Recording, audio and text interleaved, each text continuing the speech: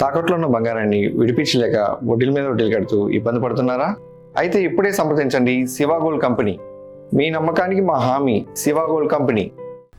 రాష్ట్రంలో ఇంజనీరింగ్ ప్రవేశాలు జాప్యమయ్యేలా కనిపిస్తున్నాయి. విద్యాసంస్థలకు ఫీజులు ఖరారు కాకపోవడంతో కౌన్సిలింగ్ పై అస్పష్టత నెలకొంది. ఫీజుల నియంత్రణ కమిటీకి ఇంతవరకు చైర్మన్ను కూడా నియమించకపోవడం సందిగ్ధంలో పడేసింది.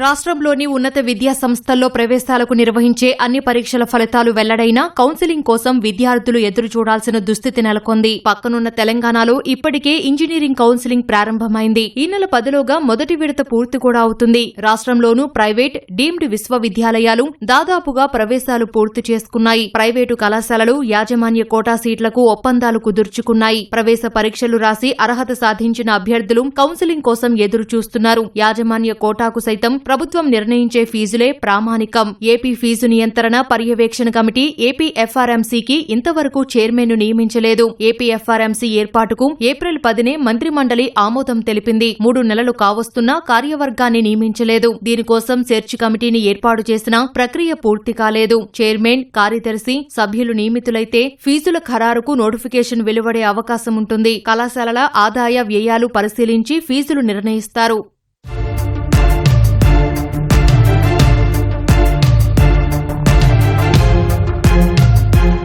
ఉన్నత విద్యా సంస్థలకు 3 ఏళ్లకోసారి ఫీజులు నిర్ణయిస్తారు. గతంలో నిర్ణయించిన ఫీజుల గడువు 2025-26 విద్యా సంవత్సరంతో ముగిసింది. ప్రభుత్వం పాత ఫీజులే అమలు చేస్తుందా, పెంచుతుందా అనే దానిపైన సందిగ్ధం నెలకొంది. ఒకవేళ పాతవే కొనసాగించాలనుకుంటే ఉన్నత విద్యాశాఖ దానికి సంబంధించి ఎలాంటి జీవో ఇవ్వలేదు. గత 3 ఏళ్ల ఫీజుకు సంబంధించి కళాశాలలు కోర్టును ఆశ్రయించడంతో ఇంజనీరింగ్ కళాశాలలకు కనీస ఫీజు 40,000 2025 డిసెంబర్ 24న ప్రభుత్వం జీవో జారీ చేసింది. అయితే ఈ ఏడాది కనీస ఫీజు 60,000 ఉండాలని యాజమాన్యాలు డిమాండ్ చేస్తున్నాయి.